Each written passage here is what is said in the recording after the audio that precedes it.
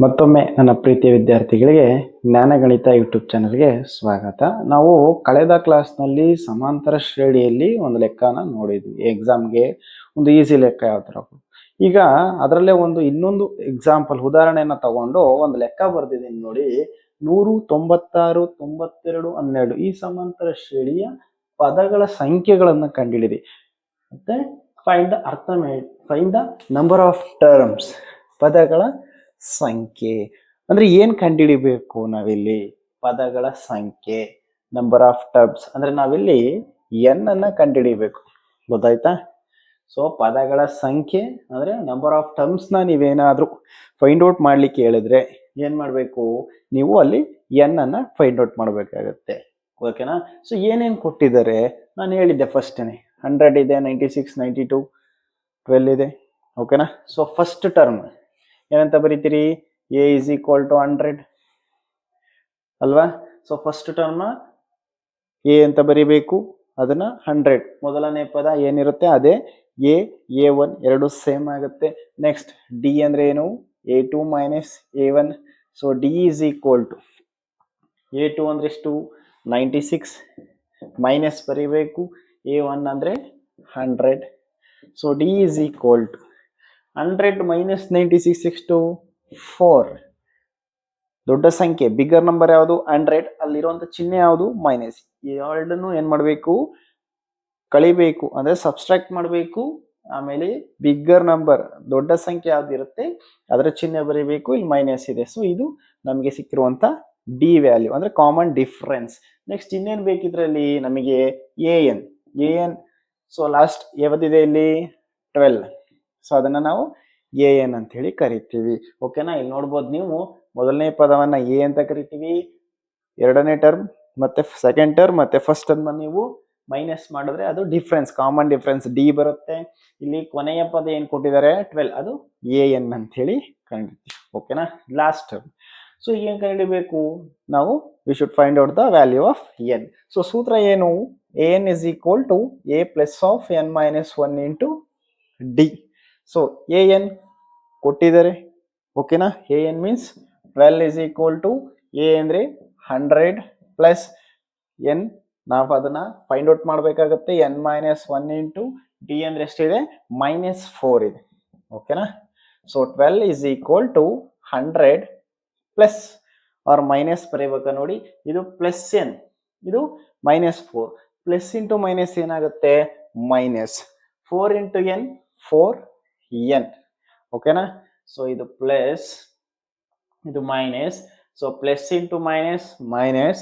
4 into n 4n. Minus into minus ಏನಾಗುತ್ತೆ? Plus ಆಗುತ್ತೆ.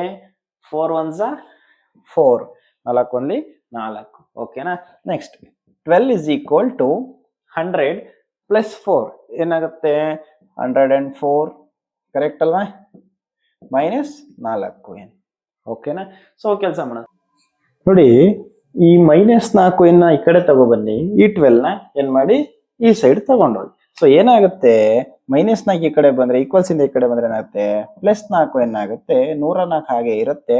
ಈ 12 ಆ ಕಡೆ ಹೋದ್ರೆ ಏನಾಗುತ್ತೆ? ಪ್ಲಸ್ 12 ಆ ಕಡೆ ಹೋದ್ರೆ ಮೈನಸ್ 12 ಆಗುತ್ತೆ. So 4n is equal to 104ರಲ್ಲಿ 12 ಕಳೆದ್ರೆ ಎಷ್ಟು? 92 ಬರುತ್ತೆ. ಓಕೆನಾ? So n is equal to 92 divided by 4 ಏನಕ್ಕೆ ಬರುತ್ತೆ? ಸೊ ಇದಿರೋದು ಮಲ್ಟಿಪ್ಲಿಕೇಶನ್, ಈಕ್ವಲ್ಸ್ ಇಂದ ಈ ಕಡೆ ಹೋದಾಗ ಡಿವಿಷನ್ ಆಗುತ್ತೆ. 4 1s 4 2s 1 remaining, 4 3s 12. So n is equal to 23. ಸೊ ಇಲ್ಲಿ ನೋಡಿ, ಯಾವ ಕ್ವಶನ್ ಅಲ್ಲಿ ಏನಾದ್ರೂ ನಿಮಗೆ ಪದಗಳ ಸಂಖ್ಯೆ ಅಥವಾ ನಂಬರ್ ಆಫ್ ಟರ್ಮ್ಸ್ ಅಂತ ಬಂದ್ರೆ, so we should find the value of n ಅನ್ನ ಕಂಡುಹಿಡಿಬೇಕು. ಅವ್ರು ಎ ಕೊಟ್ಟಿರ್ತಾರೆ, d we should find out the common difference ನ ನಾವು ಫೈಂಡ್ ಔಟ್ ಮಾಡಬೇಕು. ಸೊ ಎನ್ ಕೊಟ್ಟಿರ್ತಾರೆ. ಸೊ ಸೂತ್ರ n is equal to a plus of n minus 1 into d. So ಇದೇ ತರ ಇನ್ನೊಂದು ಪ್ರಾಬ್ಲಮ್ ಮಾಡೋಣ. ಓಕೆನಾ?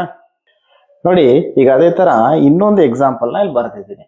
2 7 12 ಈ ಸಮಾಂತರ ಶ್ರೇಣಿಯ ಎಷ್ಟನೇ ಪದ 47 ಆಗಿರುತ್ತದೆ ಎಂದು ಸೂತ್ರದ ಸಹಾಯದಿಂದ ಕಂಡುಹಿಡಿಯಿರಿ. Find which term of AP ಅಂದ್ರೆ arithmetic progression 2 7 12 is 47 using formula ಅಂತಿದೆ. ಸೊ ನೋಡಿ, ಇಲ್ಲಿ ಎಷ್ಟನೇ ಪದ 47 ಆಗಿರುತ್ತೆ ಅಂದ್ರೆ ಹೆಂಗ್ ಕಂಡುಹಿಡಿಬೇಕು? ಇಲ್ಲಿ ಈ ಒಂದು ಶ್ರೇಣಿ ಅಂದ್ರೆ ಈ ಒಂದು ಅರ್ಥಮೆಟಿಕ್ ಪ್ರೋಗ್ರೆಷನ್ ಏನಿದೆ ಇದರಲ್ಲಿ ಸೊ ಒಂದು 47 ಅಂತ ಹೇಳಿ ಒಂದು ಸಂಖ್ಯೆ ಬರುತ್ತೆ. ಓಕೆನಾ, 47 47 ಅಂತ ಹೇಳಿ ಈ ಒಂದು ಅರ್ಥಮೆಟಿಕ್ ಪ್ರೋಗ್ರೆಷನ್ ಅಲ್ಲಿ ಬರುತ್ತೆ. ಓಕೆನಾ, ಸೊ ಅದು ಎಷ್ಟನೇ ಪದ ಆಗಿದೆ, ಎಷ್ಟನೇ ಪದ ಇದೆ ಅದರಲ್ಲಿ ಅಂದ್ರೆ ಏನ್ ಕಂಡುಹಿಡಿಬೇಕು. ಸೊ ಅದ್ರಲ್ಲಿ 47 ಅನ್ನೋದು ಎಲ್ಲೋ ಒಂದ್ ಕಡೆ ಇದೆ, ಅದು ಎಷ್ಟನೇ ಪದ. ಸೊ ಅಂದ್ರೆ we should find the value of N.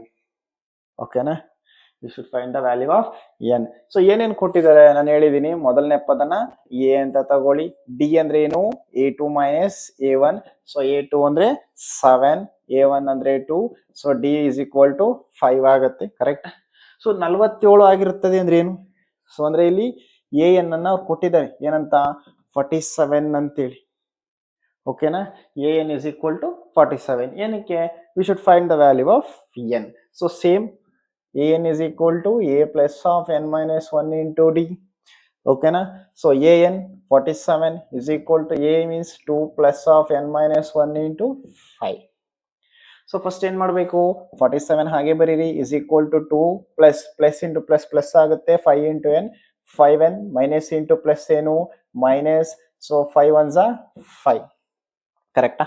Next 47 is equal to ನೋಡಿ ಇಲ್ಲಿ ಪ್ಲಸ್ 5n ಇದೆ, 5n ಇಲ್ಲಿ ಮೈನಸ್ 5, ಇಲ್ಲಿ ಪ್ಲಸ್ 2. ಮೈನಸ್ ಪ್ಲಸ್ ಇದ್ದಾಗ ಕಳಿಬೇಕು, 5l2 ಕಳೆದ್ರೆ 3. ಚಿಹ್ನೆ ಯಾವ್ದು ಬರಿಬೇಕು, ಸಿಂಬಲ್ ಬಿಗ್ಗರ್ ನಂಬರ್ 5, ಅಲ್ಲಿರುವಂತ ಚಿಹ್ನೆ ಯಾವುದು ಮೈನಸ್. ಸೊ ಮೈನಸ್, ಈ ಮೈನಸ್ ಈ ಕಡೆ ಬಂದಾಗ ಏನಾಗುತ್ತೆ, ಪ್ಲಸ್ ಆಗುತ್ತೆ. ಕರೆಕ್ಟ್ ಅಲ್ವಾ. ಸೊ 47 ಪ್ಲಸ್ 3 ಎಷ್ಟಾಗುತ್ತೆ, 50 ಇಸ್ ಈಕ್ವಲ್ ಟು 5n ಆಗುತ್ತೆ. So n is equal to 50/5. ಹೇಗೆ, ಇದು ಮಲ್ಟಿಪ್ಲಿಕೇಶನ್, 5n ಅಂದ್ರೆ ಮಲ್ಟಿಪ್ಲಿಕೇಶನ್, ಈಕ್ವಲ್ಸ್ ಇಂದ ಈ ಕಡೆ ಬಂದ್ರೆ ಏನಾಗುತ್ತೆ, ಡಿವಿಷನ್ ಆಗುತ್ತೆ. ಓಕೆನಾ, 5 ones are 5, 10s are. So n is equal to 10. So ಈ ತರನು ಕೇಳ್ತಾರೆ. ಎಷ್ಟನೇ ಪದ 47 ಆಗಿರುತ್ತದೆ ಅಂದ್ರೆ 10ನೇ ಪದ 47 ಆಗಿರುತ್ತೆ ಅಂತ ಹೇಳಿ ಅರ್ಥ. ಓಕೆನಾ ಸರ್, ನಮಗೆ ಡೌಟ್ ಇದೆ ಸರ್, A10 ಅಂದ್ರೆ ಹೆಂಗ್ ಬರೀತೀರಿ, a ಪ್ಲಸ್ 9d. ಕರೆಕ್ಟ್ ಅಲ್ವಾ. ಸೊ ಇಲ್ಲಿ a ಅಂದ್ರೆ ಎಷ್ಟು, 2 ಪ್ಲಸ್ 9, d ಅಂದ್ರೆ ಎಷ್ಟು 5, 2 ಪ್ಲಸ್ 9 5s ಎಷ್ಟು ಬರುತ್ತೆ, 45, 47. ಸೊ ಬಂತ. ಸೊ A10 ಅಂದ್ರೆ 47 ಅಂದ್ರೆ 10ನೇ ಪದ ಏನ್ ಬರುತ್ತೆ ನಮಗೆ 47. ಎಕ್ಸಾಮ್ ಅಲ್ಲಿ ಈ ತರ ಮಾಡೋ ಹಾಗಿಲ್ಲ. ಓಕೆನಾ, ಸೂತ್ರದ ಸಹಾಯದಿಂದ ಯೂಸಿಂಗ್ ಫಾರ್ಮುಲಾನೇ ಮಾಡ್ಬೇಕು ನೀವು. ಓಕೆನಾ. ಸೊ ಇದಾದ್ಮೇಲೆ ಇನ್ನೂ ಒಂದು ಎಕ್ಸಾಂಪಲ್ ಇದೆ, ಅದನ್ನ ನೋಡೋಣ. ಅದಾದ್ಮೇಲೆ ನೆಕ್ಸ್ಟ್ ಟಾಪಿಕ್ ಹೋಗೋಣ. ನೋಡಿ, ಈಗ ಇನ್ನೊಂದು ಉದಾಹರಣೆ ಬರ್ದಿದ್ದೀನಿ ಆಯ್ತಾ. 2 ಅಂಕಿಯ ಎಷ್ಟು ಸಂಖ್ಯೆಗಳು 3ರಿಂದ ಭಾಗವಾಗುತ್ತವೆ ಎಂದು ಕಂಡುಹಿಡಿಬೇಕಂತೆ. ಅಂದ್ರೆ 2 ಅಂಕಿ ಸಂಖ್ಯೆಗಳು ಅಂದ್ರೆ ಏನು, 2 ಅಂಕಿಗಳು ಬರಬೇಕು. ಅಂದ್ರೆ ಸ್ಟಾರ್ಟಿಂಗ್ ಎಲ್ಲಿಂದ 10 ಇಂದ ಲಾಸ್ಟ್ ಯಾವುದು 99. ಏನಾಗ್ಬೇಕದು 3ರಿಂದ ಭಾಗ ಆಗ್ಬೇಕಂತೆ. ನೋಡಿ ನನಗೆ ಬರೀತೀನಿ, find how many 2 digit number. 2 digit ಯಾವ್ದಪ್ಪ, 10, 11, 12, 13, 14. ಸೊ ಲಾಸ್ಟ್ ನಂಬರ್ ಯಾವುದು 19. ಇದು 2 ಡಿಜಿಟ್ ನಂಬರ್ಸ್ ಅಂದ್ರೆ 2 ಸಂಖ್ಯೆಗಳು ಇದೆ. ಕರೆಕ್ಟ್ ಅಲ್ವಾ. ಸೊ ಡಿವಿಸಿಬಲ್ ಬೈ ಏನು, 3 ಇಂದ ಡಿವೈಡ್ ಆಗ್ಬೇಕು ನನಗೆ. ಸೊ ಫಸ್ಟ್ 10 3 ಇಂದ ಡಿವೈಡ್ ಆಗುತ್ತಾ, ಆಗಲ್ಲ. 11 3 ಇಂದ ಡಿವೈಡ್ ಆಗುತ್ತಾ, ಭಾಗಾಕಾರ ಆಗುತ್ತಾ, ಆಗಲ್ಲ. 12 ಆಗುತ್ತಾ, ನೋಡಿ 3 1s 3 4s. ಅಂದ್ರೆ ಮೊದಲನೇ ಪದ ಯಾವ್ದಿಲ್ಲಿ 12. ಓಕೆನಾ. ಸೊ ಈ ತರ ಕಂಡುಹಿಡಿಬೇಕು. 3 ಇಂದ 4 ಇಂದ ಬಂತ, 4 3s ಬರುತ್ತೆ. ಸೊ ಇದು 4 ಇಂದನೂ ಆಗುತ್ತೆ. 5 ಅಲ್ಲಿ ಇದು ಬರುತ್ತೆ. ಓಕೆನಾ. ಸೊ ಫಸ್ಟ್ 3ರಿಂದ ಯಾವ್ದಾಗತ್ತೆ, ಅದು ಮೊದಲನೇ ಪದ. ಸೊ ಎಷ್ಟು ಡಿವಿಸಿಬಲ್ ಬೈ 3. ಸೊ ಇಲ್ಲಿಂದ 3 3 ಗ್ಯಾಪ್ ಕೊಡಿ. ನೆಕ್ಸ್ಟ್ ಪದ ಯಾವ್ದು ಬರುತ್ತೆ 15. ನೆಕ್ಸ್ಟ್ ಯಾವುದು 88. ಸಾಕು ನಮಗೆ, ಹೌದಲ್ವಾ. ಸೊ ಈ ಕೊನೆ ಪದ 99 ಅನ್ನೋದು 3 ಇಂದ ಭಾಗ ಆಗತ್ತಾ, ಆಗತ್ತೆ. ಯಾಕೆಂದ್ರೆ 3 3s 3 3s. ಸೊ ಇದು ಕೊನೆ ಪದ. ಇದು ನಮಗಿರುವಂತಹ ಅರ್ಥಮೆಟಿಕ್ ಪ್ರೋಗ್ರೆಷನ್. ಏನಿದು ನಮಗಿರುವಂತಹ ಸಮಾಂತರ ಶ್ರೇಣಿ. ಏನ್ ಕಂಡುಹಿಡಿಬೇಕಂತೆ, ಎಷ್ಟು ಸಂಖ್ಯೆಗಳು. ಎಷ್ಟು ಸಂಖ್ಯೆ ಅಂದ್ರೆ ಏನ್ ಕಂಡುಹಿಡಿತೀರಿ, we should find the value of n. A ಗೊತ್ತಾ ನಮಗೆ, ಎ ಅಂದ್ರೆ ಎಷ್ಟು 12. ಕರೆಕ್ಟ್. ಸೊ ಇಲ್ಲಿ ನೆಕ್ಸ್ಟ್ ಡಿ ಅಂದ್ರೆ 3ರಿಂದ ಭಾಗ ಆಗುವಂತ ಸಂಖ್ಯೆಗಳು ಅಂದ್ರೆ 3 ಬರಬೇಕು, ಹೌದಾ. ಸೊ ಕೊನೆ ಪದ ಯಾವುದು 99. N is equal to 99. ನಾವಿಲ್ಲಿ ಫೈಂಡ್ ಔಟ್ ಮಾಡ್ಬೇಕಾಗಿರೋದು ಯಾವುದು ಎನ್. ಸೊ ಸೇಮ್ ಸೂತ್ರ ಹಾಕ್ಬೇಕಾಗತ್ತೆ, n is equal to a plus of n minus 1 into d. ಕರೆಕ್ಟಾ. ನೆಕ್ಸ್ಟ್ ಎನ್ ಅಂದ್ರೆ 99 ಇಸ್ ಈಕ್ವಲ್ ಟು ಎ ಅಂದ್ರೆ 12 plus of n minus 1 into d ಅಂದ್ರೆ 3. ಇಷ್ಟೇನೆ.